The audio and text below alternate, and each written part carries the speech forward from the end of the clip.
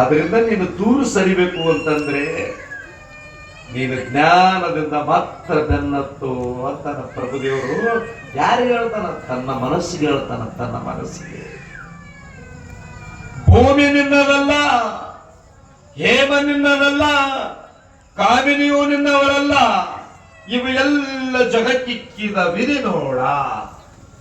ನಿನ್ನೊಡವೆ ಎಂಬುದು ಜ್ಞಾನ.